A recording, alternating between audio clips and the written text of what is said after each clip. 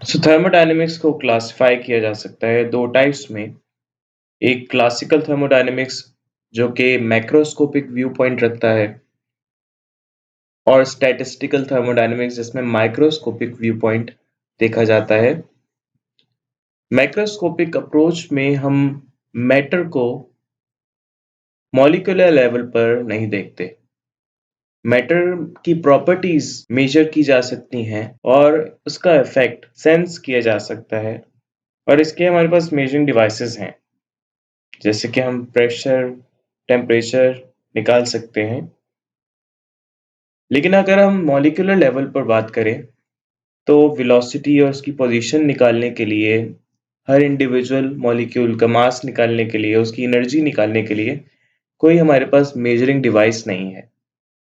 तो macroscopic approach में classical thermodynamics जो हम पढ़ते हैं, ज़्यादातर इंजीनियर्स ये इस्तेमाल करते हैं।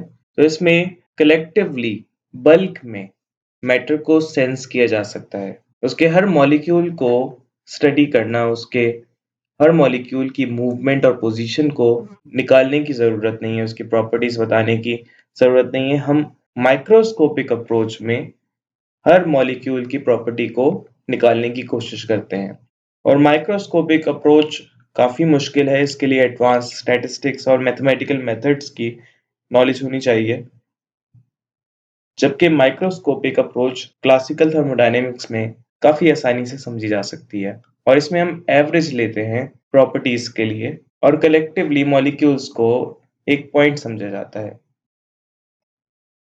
लेकिन हर वक्त हम कंसीडर नहीं कर सकते कि कलेक्टिव मॉलिक्यूल्स होंगे और एक रीजन ऑफ स्पेस में सिर्फ पॉइंट को कंसीडर करेंगे, क्योंकि ये कॉन्सेप्ट तो कंटिन्यूम का है। कंटिन्यूम का मतलब कंटिन्यूस से निकला है, कंटिन्यूस मैटर को समझा जाता है।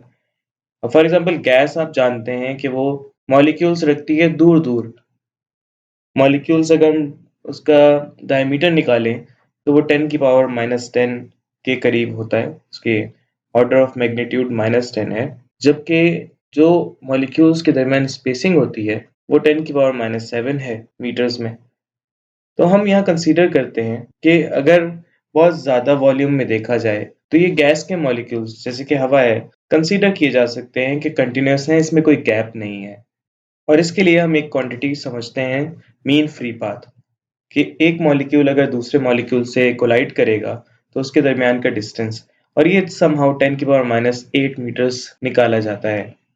अगर किसी भी वॉल्यूम में ये मीन फ्री पाथ बहुत कम है, जबकि उस वॉल्यूम की जो कैरेक्टरिस्टिक लेंथ है वो काफ़ी ज़्यादा है। मान लेते हैं कि 1 मीटर क्यूब वॉल्यूम है, जिसमें कैरेक्टरिस्टिक लेंथ हम देख सकते हैं कि 1 मीटर है, जो कि मीन फ्री पाथ से बहुत ज़्यादा है। मीन फ्री पाथ 10⁻⁸ है ऑन एवरेज, जिसके अंदर 1 मीटर क्यूब में at 15 degree centigrade and 1 atmospheric pressure air के जो मॉलिक्यूल्स हैं वो 2.55 into 10 पावर 25 होते हैं। ये वैल्यू निकाली जा चुकी है एक्सपेरिमेंट्स की मदद से। और ये भी देखा जा सकता है कि अगर 1 डेसीमीटर क्यूब का वॉल्यूम हो तो उसके अंदर मॉलिक्यूल्स 2.55 into 10 पावर 22 होंगे, एंड सो ऑन। इसी तरह से मॉलिक्यूल्स की तादाद कंसिस्टेंट रहेगी, इतना चेंज नहीं आता। लेकिन हम जानते हैं कि मॉलिक्यूल्स जो है वो रैंडम मूवमेंट करते रहते हैं, तो उसमें कुछ कमी और ज्यादती हो सकती है, लेकिन इतना ऑर्डर ऑफ मैग्नीट्यूड है कि उसमें इतना फर्क महसूस नहीं होता।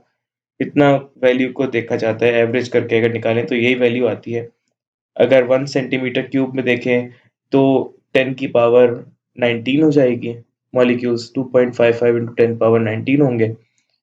1 मिलीमीटर क्यूब में देखें तो यही मॉलिक्यूल्स की तादाद चल रही होगी उसी लिहाज से, और यही प्रॉपर्टीज डेंसिटी की और प्रेशर की और टेम्परेचर की देखी जा सकती है। लेकिन अगर बहुत ही ज़्यादा छोटा वॉल्यूम हो जाए, माइक्रोमीटर क्यूब या नैनोमीटर क्यूब की बात करें, तो ये प्रॉपर्टीज निकालना मुश्किल होता है। तो हम कंटिन्यूम का कॉन्सेप्ट किसी हद तक रखते हैं। मैटर को कंटिन्यूस नेचर समझा जाता है किसी हद तक। अगर कैरेक्टरिस्टिक लेंथ, किसी भी सिस्टम की लेंथ बराबर होने लगे मीन फ्री पाथ के, मॉलिक्यूल्स के दरमियान टकराने का जो डिस्टेंस है उसके, जो कि नैनो डिवाइसेस और माइक्रो डिवाइसेस जो सेंसर्स पाए जाते हैं उनमें ऐसा होता है, तो उसमें ये कंटीन्यूअम का कॉन्सेप्ट नहीं लगता और उसके लॉज़ डिफरेंट होते हैं। तो एक्चुअली हम मैटर को कंसीडर कर सकते हैं टू सम एक्सटेंट कि वो कंटीन्यूअस नेचर का है, उसके अंदर कोई गैप नहीं है, वॉइड नहीं है और कोई क्लस्टर्स फॉर्म नहीं होते।